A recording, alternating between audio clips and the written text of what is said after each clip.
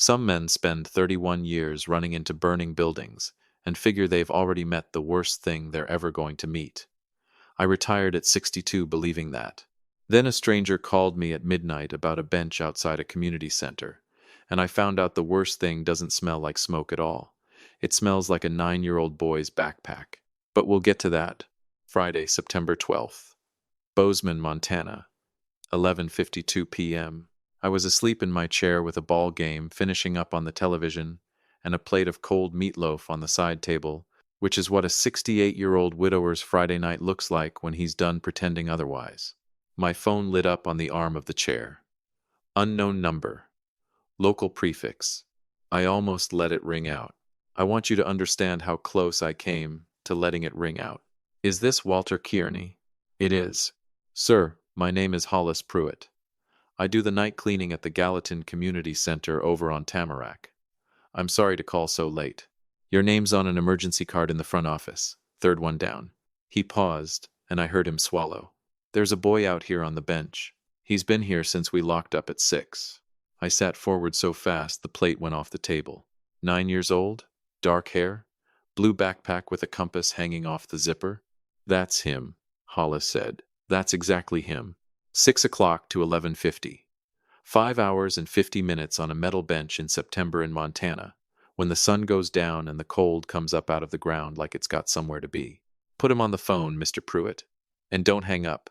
I'm 4 minutes out. There was a shuffle, a scrape, and then the smallest voice I have ever heard come out of a telephone. Grandpa? Hey, buddy. I'm coming right now. Are you cold? A little bit. A pause. I'm okay, though. I've got my jacket. He didn't have a jacket. I'd bought him that jacket myself the previous November, and I would find out later it had been packed into a donation bag in June. Diego, listen to me. Sit right there with Mr. Pruitt, and don't move for anybody else. Grandpa's headlights are going to come around that corner before you can count to 200. Quiet on the line. Then, is Mom mad at me? I stood in my kitchen in the dark with my keys already in my hand and my heart going like a fist against a door. Why would you ask me that, son? Because they left on Sunday and I think I did something. He said it fast, the way kids say the thing they've been rehearsing. I've been going to camp and coming home like I'm supposed to. I didn't tell anybody. I didn't want to get anybody in trouble. Sunday. It was Friday night. He had said Sunday. I don't remember putting my shoes on. I remember the drive, and I remember taking the corner onto Tamarack and seeing that boy stand up off the bench under a security light. And I remember Hollis Pruitt, 71 years old, with his coat around a child who was not his, and a look on his face that told me he'd already decided he wasn't leaving until somebody worthy showed up. Diego didn't say a word. He just walked into me and held on, and I picked him up all 61 pounds of a kid who should have been heavier, and stood there in a parking lot at midnight holding my grandson, while a stranger looked away to give us the dignity. I called both numbers on the card, Hollis said quietly. Mother's phone goes straight to a recording. Father's too. Camp season ended today. Nobody came at pickup. Nobody came at close.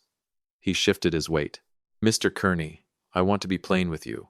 That child told me he's been sleeping at his house alone. He told me the code to his own front door. I looked at him over Diego's shoulder. Would you be willing to write that down? Everything you saw. Everything he said.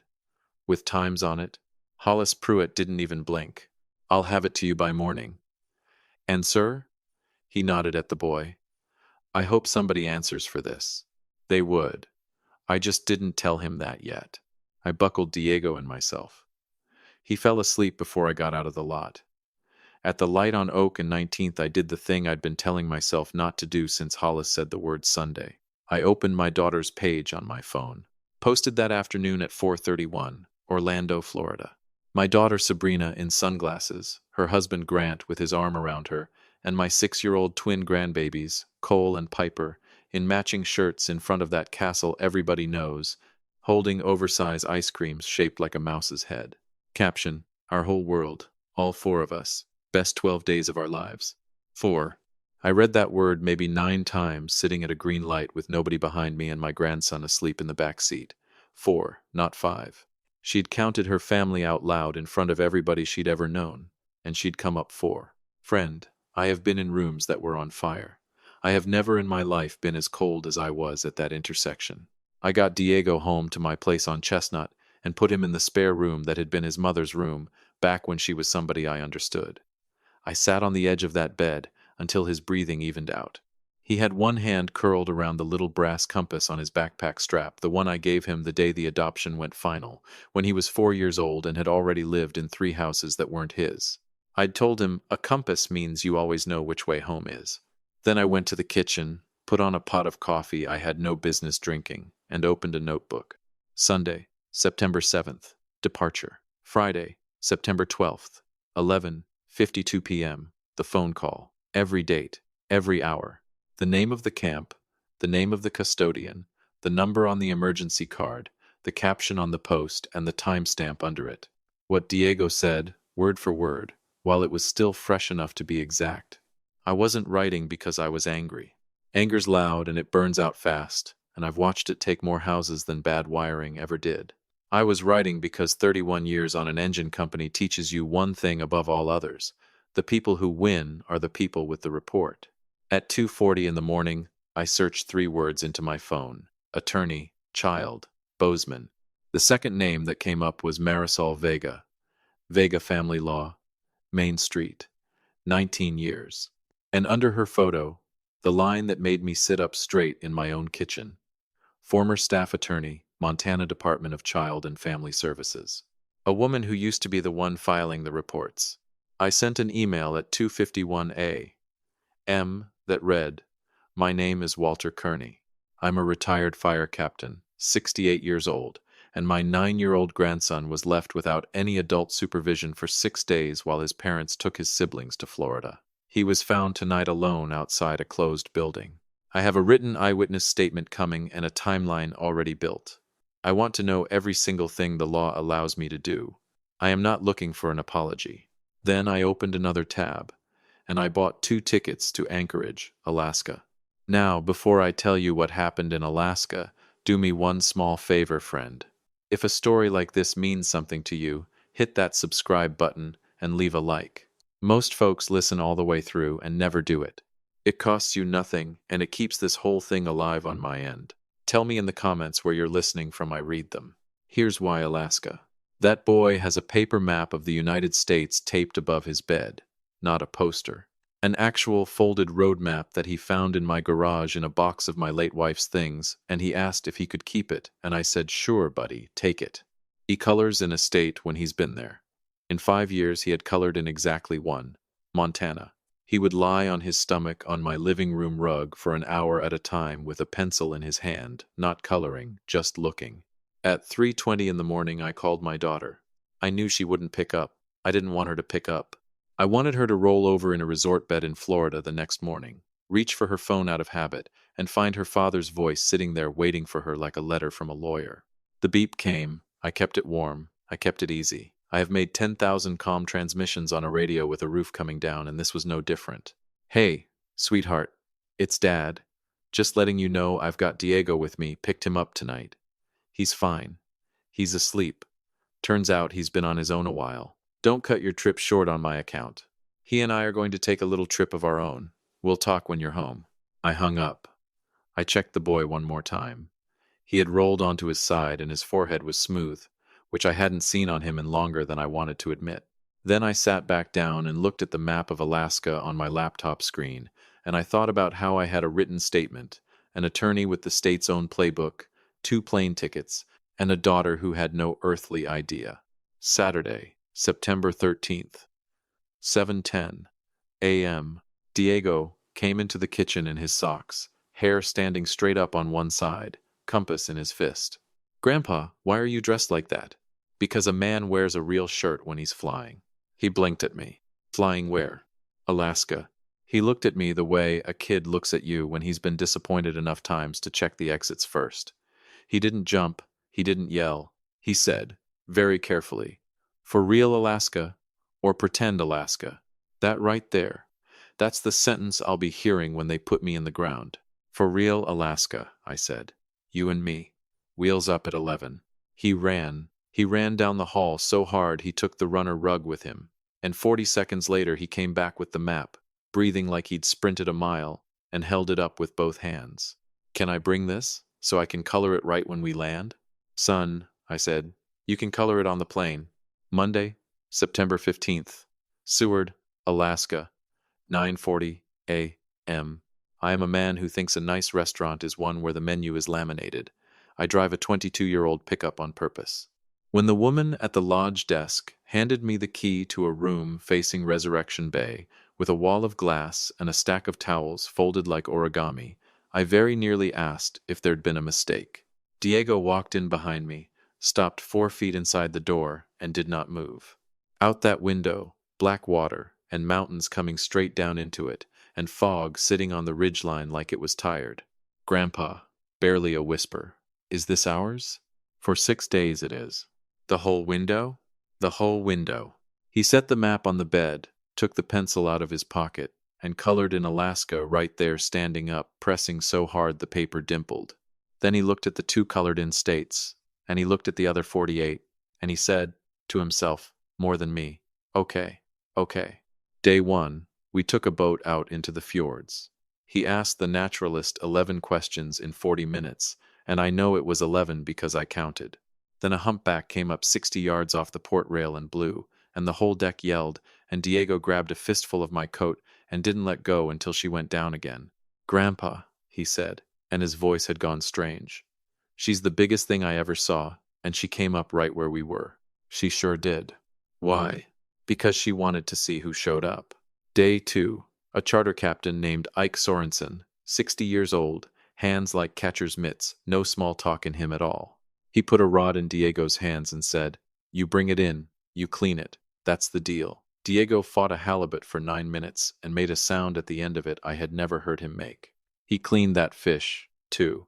Ike stood over him the whole time saying, slower, slower, there you go, that's a fisherman, and I stood on the other side of the boat and had to look at the water for a minute. Day 3, the lodge cook. Her name was Bertie Halverson. She'd been in that kitchen 26 years, and she took one look at Diego hanging around the pass and put an apron on him. She taught him sourdough pancakes with a starter she said was older than both of us combined. Flour everywhere. On him, on her, somehow on me. You keep him, Bertie told me, dead serious, wiping her hands. This one listens. I said I intended to. But here's the part nobody in that lodge saw. Every night, once Diego was asleep, I took my phone out onto the little deck off our room, slid the door shut behind me, sat down in the cold with the water black and moving in front of me, and called Marisol Vega. 9 p.m. sharp, every night. 10 p.m., her time, and she picked up on the first ring every single time. Marisol Vega did not do pleasantries. I asked her once how her weekend was, and she said, productive. Tell me about the school records. Night 1, she said. Mr. Kearney, I want to be direct with you, because I think you can handle direct. I'd prefer it. What you've described isn't a bad decision. In Montana, it has a statutory definition. Leaving a child under the age of 12 without adequate supervision for a period of days is neglect, not a gray area, not a judgment call. Papers moved on her end. What you have is unusually clean. You have a third-party eyewitness with a signed, timed statement that's the piece most of my cases never get. You have a public post placing both parents out of state during the exact window. You have the child's own account, which I want recorded properly, and I want it done by someone trained, not by you, because I will not give anyone room to say his grandfather coached him. And you have a documented rescue by a mandatory reporter adjacent third party at 11:52 at night. What do we do with it? 3 things at once. 1, I file the report, not hold it, file it. 2, I file an emergency petition for temporary guardianship, ex parte, which means we can be in front of a judge before your daughter's plane lands. 3, I subpoena the school. If there is a counselor's note in that boy's file, I want it. I grip the rail. There is one. Last February. His teacher called me. I called Sabrina about it, and she told me to stay in my lane. Silence for a second on her end. Then, Mr. Kearney, write down the date of that phone call and anything you can remember about it before you go to bed tonight. Night 2, she walked me through the money. You're going to want to change your will, she said. Everyone does, in your position. I'm going to tell you how to do it so it can't be undone. And I'm going to tell you how to do it so it doesn't ruin him. I'm listening. An irrevocable trust. Once it's executed, it is outside your estate and outside anyone's reach. Not your daughter's, not her husband's, not any attorney they retain, not a probate challenge, not a claim of undue influence. It is finished. A pause. But you will not release the whole thing to a child on his 18th birthday. I have watched that go wrong more times than I can count. Education and housing at 18, administered by an independent trustee. The remainder at 25. And you name a successor trustee and a successor guardian now, in writing, both of them younger than you. Why both? Because opposing counsel's first move against a 68-year-old petitioner is your age, and I intend to have that answered before they finish the sentence. I thought about it for about 4 seconds. My niece Nadia, 41, ICU nurse in Missoula, married, 2 kids, and she has loved that boy since the day we got him. Get me her number tonight. Night 3. The door slid open behind me. Diego, in his pajamas, squinting. Grandpa, who are you talking to at nighttime? I covered the phone. Just some grown-up business, bud. Go on back to bed. He considered this with the enormous solemnity of a boy who suspects he's being handled. Then can I have hot chocolate from the lobby machine? It's 9 o'clock at night. It's Alaska, though. I want the record to show that I am on a deck in Seward with a former state child welfare attorney on the line building a case against my own daughter, and I am being negotiated with over cocoa. 1 cup. Then bed. He vanished. I put the phone back to my ear and apologized. Don't, Marisol said, and for 1/2 second something almost human came through that lawyer voice. How is he doing? He laughed at breakfast until he got the hiccups. Good. Hold on to that and start writing it down too. The contrast between his documented decline over the past 18 months and how he is right now, in your care, that contrast is going to carry more weight in front of a judge than anything I say. I wrote it on the back of a lodge receipt and I still have it. It was night 4 I wasn't ready for. We were at dinner at a place on the harbor, the kind with paper on the tables and a window full of masts. Diego was working through fish and chips and giving me a full scouting report on every French fry individually. And then he stopped, put the fork down, looked at the table. Grandpa, can I ask you something, and you won't be mad? You can always ask me anything. He kept looking at the table.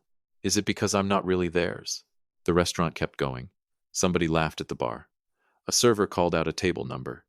And at our table, everything just stopped. I set my fork down.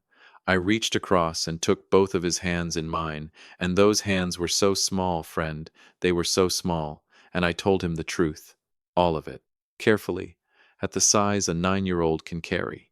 I told him what adoption is and what it is not. I told him a family isn't a thing you're issued at birth. It's a thing people choose out loud, on paper, in front of a judge, with their whole name signed at the bottom, and that somebody choosing you is not the runner-up prize. It's the entire event. I told him that whatever was broken in that house was broken before he ever walked into it, and that a 9-year-old cannot be the reason grown adults behave badly. I told him I had spent 31 years going into buildings to get people out, and that there was not one thing on this earth or in the state of Montana that was going to keep me from getting him out. His eyes went shiny. He nodded slow, working through every piece of it the way he does. Then he sniffed and said, "Can I have your coleslaw? You can have anything on this table. And can we get the pie? 2 pies. He smiled small first, then wider, and then the real one, the one that gets all the way up into his eyes and stays. I excused myself, walked back to the restroom, ran cold water over my wrists, and looked at myself in that mirror for a long minute. Because I had been steady at that table, he needed steady, so steady is what he got. But I'm a man, not a monument.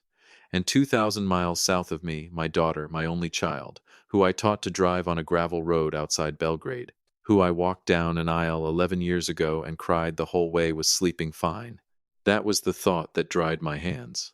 I went back out, sat down across from him, and I quit weighing it. No more second guessing. No more she's my kid too. We were going home, and Marisol Vega had work to do. If you've made it this far, friend, hit that like button. It's the whole reason stories like this find people. Wednesday, September 24th, Bozeman, 8:59 a.m. Sabrina's family landed on the 22nd. She'd sent me exactly one message, 8 words, no punctuation. Got your voicemail, we should talk in person. I forwarded it to Marisol with one line. Wednesday, my house, 9 a.m. She replied in 3 minutes. I'll be there at 8:59 with everything. She was. Charcoal suit, flat shoes, a briefcase with the corners worn off it. She set 2 folders on my dining table, took coffee without ceremony, and sat down like she'd been sitting there her whole career. They don't know I'm here, she said, not looking up. They think it's family talk. The corner of her mouth moved about a 16th of an inch. It's just going to be a well-documented one. At 9:04, I heard the car. Diego was at school. I'd made certain of that. Grant came in first, my son-in-law, 41, tanned, wearing a collared shirt like a man who'd dressed for a meeting. Sabrina behind him with her chin up and her arms crossed, already loaded. She had spent the drive building her argument. You could see it sitting on her. Then Grant saw the woman at my table and stopped walking like somebody had pulled his plug. Dad. Sabrina's voice went thin. Who is this? Sabrina, Grant. This is Marisol Vega. Family law. 19 years. And before that she spent 6 years working for the state on cases exactly like this one. Sit down. There's coffee. Sabrina didn't sit. This is unbelievable. You called a lawyer on your own daughter, Mrs. Kearney Whitaker. Marisol didn't raise her voice 1 decibel. Please, sit down. She sat. Marisol opened the folder and slid a single sheet across the table like she was passing the sugar. No speech, no build-up. Sunday, September 7, 6:15 a.m. Vehicle departs. Residence. 4 occupants, per neighbor's doorbell camera, on the opposite side of the cul-de-sac. September 7, 12. Minor child Diego Kearney Whitaker, age 9, present at residence with no adult supervision. Child self-transported to and from day camp. Child reports consuming cereal, crackers, and half of each camp-provided lunch, saved for evening meals. Friday, September 12, 6 p.m. Day camp season concludes. No authorized adult arrives for pickup. Friday, September 12, 11:52 p.m. Child located outdoors, unsupervised, by facility custodian Hollis Pruitt. Signed statement attached. Friday, September 12, 11:56 p.m. Child retrieved by maternal grandfather Walter Kearney. Attachment C. Social media post. Timestamped September 12, 4:31 p.m. Placing both parents in Orange County, Florida. Grant read it and his face didn't move. Sabrina read it and her face did nothing but move. This is your twisting we had arrangements, Dad. Grant's cousin Tricia was supposed to. Miss Vega, Marisol said, asked Miss Tricia Whitaker about that on Monday. She slid a second sheet over. Miss Whitaker states she was asked in a group text on August 30th, never confirmed, and was in Idaho the entire week. She has provided that text thread voluntarily. Sabrina's mouth closed. I'm going to save everyone some time, Marisol went on, in the pleasantest voice I have ever heard do that much damage. We are not here to establish whether it happened. It happened. We are here so you understand what has already been done. Already. I watched that word land on my daughter. On Tuesday, the 16th, Marisol said, I filed a report with the Department of Child and Family Services. It is not sealed. It is not pending my discretion. It is filed, and as of Monday it carries a substantiated finding. Grant finally spoke. You can't just... On Wednesday the 17th, she continued, as if he hadn't. I appeared before Judge Ellery Hoskins on an emergency ex parte petition. Mr. Kearney was granted temporary guardianship of Diego that afternoon. It has been in effect for 8 days. The full hearing is October 9th. You will both be served this afternoon. I'd rather you heard it here first. The room went quiet in a way that had actual weight to it. He's 68, Sabrina said, and her voice cracked on it. He can't. 68, cleared by a full physical on September 22nd, 31 years of public service, no record, homeowner, no debt. Marisol laid down one more page. And with a named successor guardian, Nadia Corliss, 41, registered nurse, Missoula, already consented in writing and already background checked. That boy will not be placed again. Ever. I built this specifically so nobody could ever ask that question twice. And that is when my daughter looked up at me for the first time since she came through my door. Her eyes were red. Dad. Just that. One word, carrying 6 days, and 18 months, and 11 years. I gave her nothing. I let her carry it herself the rest of the way. I knew, she said. Her voice came apart in the middle. I knew the whole time. Grant said it was one trip, that Diego doesn't even like crowds, that we'd do something special with him after. And I told myself that because it was easier then. She stopped. Her jaw worked. I packed my bag and I walked past his door, and he was sitting on his bed with that map, and he asked me what state we were going to, and I told him. I told him Florida, and I said, "See you soon, bud." And I picked up my suitcase and I closed the front door behind me. Grant turned and looked at her, hard. She didn't look back at him. She kept her eyes on me, wrecked and completely out of armor. I wanted to be furious. I was furious. But underneath it, older than it, was something else. And I'll tell you what it was, because I've never been any good at pretending. It was grief. Clean, plain grief. For a girl I raised and a woman I didn't recognize. I let myself hold that for about 3 seconds. Then I opened my own folder and slid it across. I know you knew, Sabrina. That's the part I can't get past. She flinched like I'd reached across and touched her.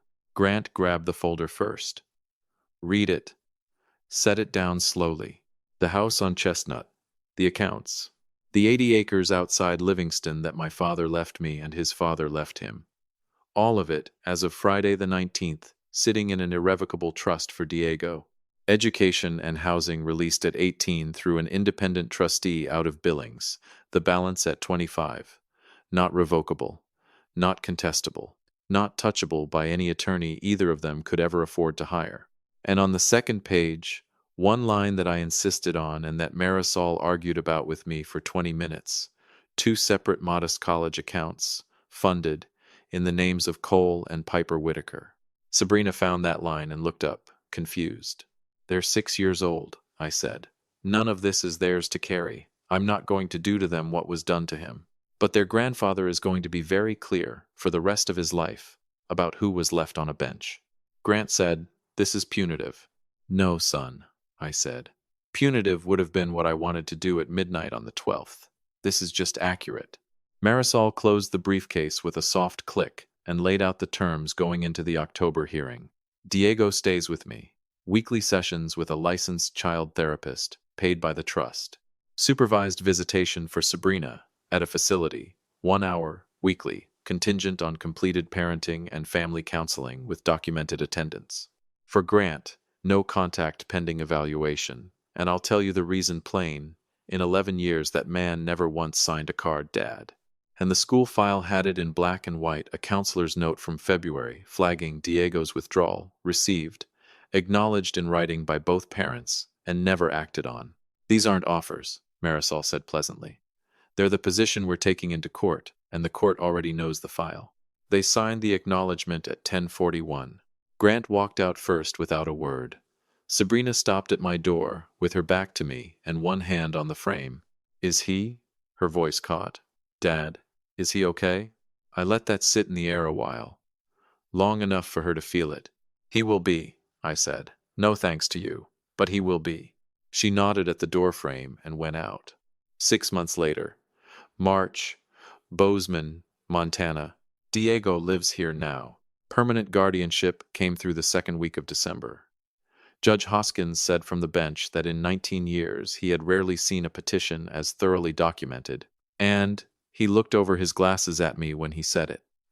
Marisol didn't smile. She wrote something down. I think that's her version of smiling.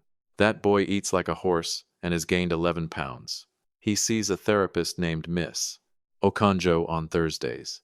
He says her office has a lamp shaped like the moon and that she lets you not talk if you don't feel like talking, which he says is the best part and which I suspect is exactly the point. The map is on his wall in his room. Alaska's colored. Montana's colored. Idaho got colored in November because we drove to Coeur d'Alene to see Nadia, and Wyoming got colored in February because I decided a man doesn't need a better reason than the truck's got gas. He's got 46 left. I've told him we're going to make a serious dent. Sabrina comes to the supervised visits. Every single one, an hour a week, never late. She brings a book and reads to him, and she doesn't perform it, and she doesn't cry in front of him, which I have come to understand costs her something. Her counselor told her, and she told me on the phone during one of the careful conversations we have started having again, that Grant had never wanted the adoption finalized, that he'd treated it as a temporary arrangement he was waiting out, and that she had spent 11 years shrinking to fit a house he built. She filed in January. It'll be final in the fall. I'm not a therapist. I'm a man who used to put out fires. But I know the difference between somebody performing change and somebody attempting it, and my daughter is attempting it. Slowly, badly, some weeks. It's not redemption.